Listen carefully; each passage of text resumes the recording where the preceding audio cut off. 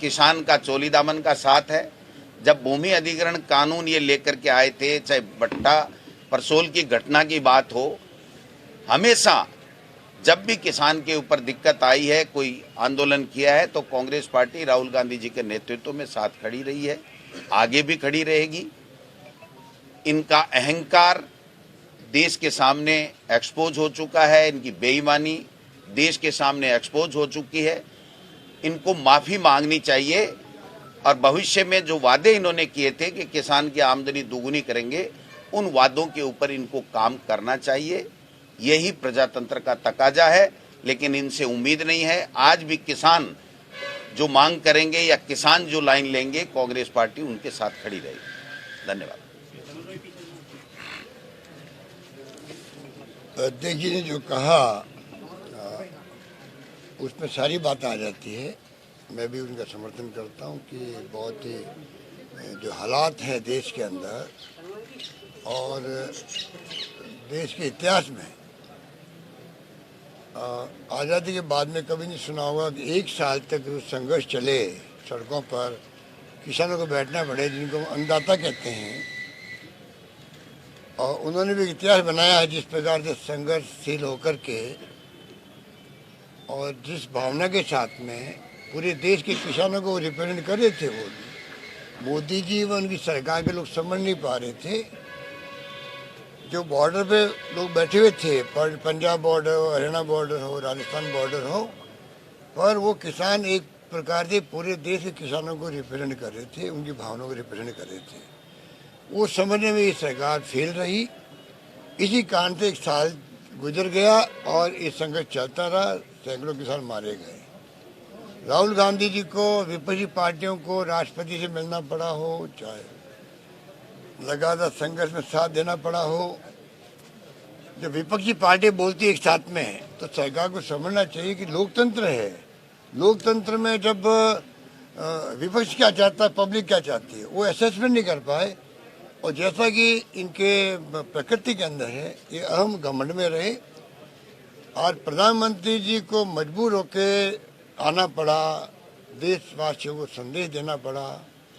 3 काले कानूनों को, जिनका हमारी विधानसभा ने पहले ही खारिज कर दिया था, उनके ऊपर उनको वापस लेने की घोषणा करना पड़ी। ये मैं समझता हूँ देश के किसानों की बहुत भारी शानदार विजय है। मैं अपनी ओर से, प्रदेशवासियों की ओर से किसानों को बहुत बहुत बधाई देता हूँ। उनके संघर्ष के व्यक्तित्व को सलाम करता हूँ और उम्मीद करता हूँ ये एकता जो किसानों की बनी है, ये अन्नदाता है। और भविष्य में भी सरकार, जैसा भी अध्यक्ष जी कह रहे थे, जो वादे इनसे किए हुए हैं उस पर ज़्यादा ध्यान देगी। कब इनकी इनकम दुगनी होगी, वादा तो वो था, और 3 काले कानून लेके आ गए जो उनको बर्बाद करने वाले थे। और ये आभास हमें कल रात को मिल गया था, जब यूपी के अंदर अगर मान लो प्रधानमंत्री 3 दिन जाके डेरा डाले, आज से ही चुनाव जीतने के लिए प्रधानमंत्री खुद जाए, और उनके जो राष्ट्रीय अध्यक्ष जेपी नड्डा जी, पूर्व मुख्यमंत्री राजनाथ सिंह जी और केंद्र के गृह मंत्री अमित शाह जी, 3 लोगों को वहाँ पर जो जिम्मेवारी सौंपी गई है संभाग वाइज बूथ मैनेजमेंट की, उससे अंदाज लगा लीजिए कि ये आज का फैसला भी यूपी चुनाव को देख के हो रहा है। उनको मालूम है कि अगर यूपी में चुनाव हार गए तो फिर 24 के अंदर इनको सपने आएंगे कामयाब होने के अंदर। ये एहसास इनको है, भली बात थी। ये तो पूरी ताकत झोंक रहे हैं, जैसे वेस्ट बंगाल में झोंकी थी वैसे झोंक रहे हैं। और पता नहीं वेस्ट बंगाल की तरह झटका लग गया इनको। मैं समझता हूँ उसी भय के कारण से ये सब कुछ कल जो फैसले किए इन्होंने बूथ वाइज मैनेजमेंट की जिम्मेदारी केंद्रीय गृह मंत्री को, बीजेपी के राष्ट्रीय अध्यक्ष को और पूर्व मुख्यमंत्री रक्षा मंत्री राजनाथ सिंह जी को मिले और डेरा डाले प्रधानमंत्री खुद। उसे अंदाज कर लीजिए कि कितनी घबराहट इनके अंदर है। वो घबराहट का परिणाम है कि इनको आज ये फैसला करना पड़ा है। जैसे इन्होंने 5 रुपये 10 रुपये कम किए थे पेट्रोल डीजल के अंदर, वो भी जब इन्होंने देखा कि जेपी नड्डा जी का खुद का राज्य है हिमाचल प्रदेश, 4 सीटें वहाँ पर, लोकसभा की 1 सीट, 3 सीट विधानसभा की, सफाया हो गया। राजस्थान में इनकी जमानत जब्त हो गई और तीसरे चौथे नंबर पे रहे ये लोग, इनके उम्मीदवार दोनों बाई इलेक्शन में। एक साथ में इनको घोषणा करनी पड़ी 5 रुपये 10 रुपये कम करने की, वो बहुत कम है। आज ये मांग करते हैं, महंगाई की मार बहुत भारी है देश के अंदर, बहुत भारी है। बेरोजगारी बहुत भयंकर बढ़ती जा रही है, नौजवानों में आक्रोश है, क्योंकि 3/4 जो आबादी नौजवानों की है, जिस पर राजस्थान सरकार नौकरियों का रास्ता खोल चुकी है, लगभग 1 लाख नौकरियां दे चुकी है और 70,000 नौकरियों का कार्य चल रहा है, प्रोसेस चल रहा है। उसी प्रकार से भारत सरकार को आगे आना चाहिए, मेरा मानना है।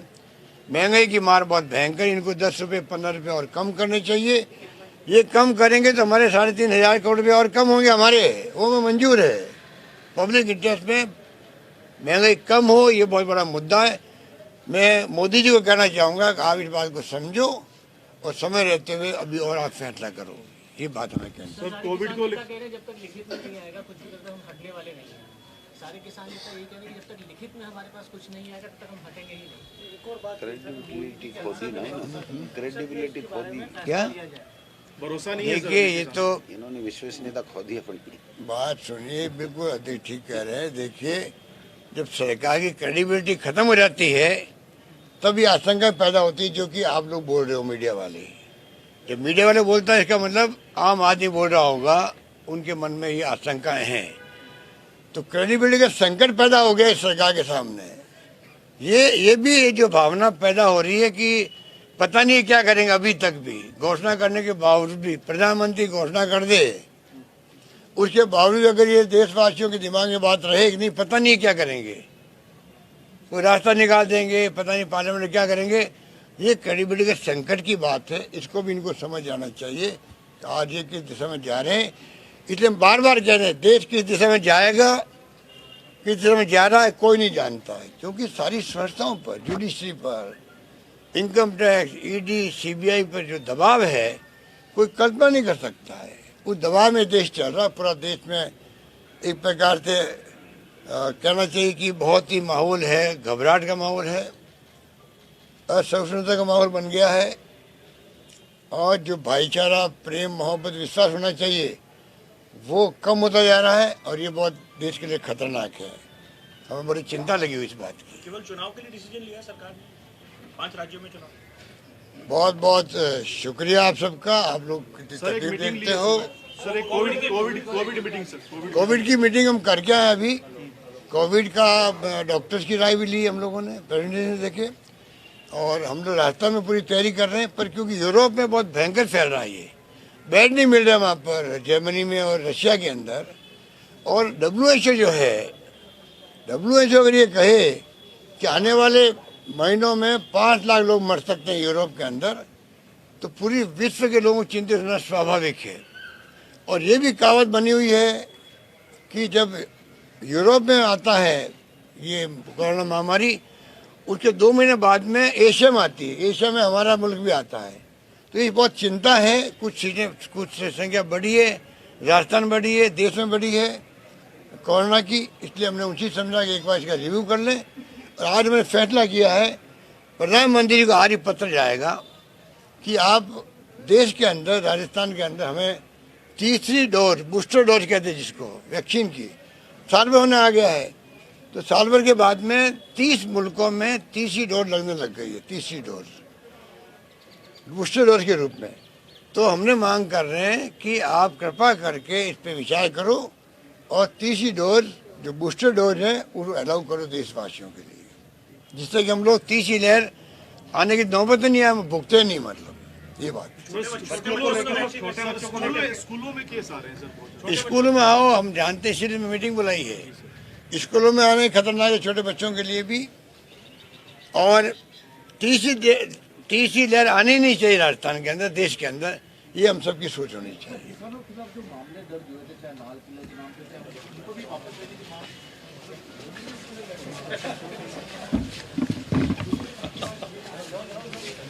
कर दिया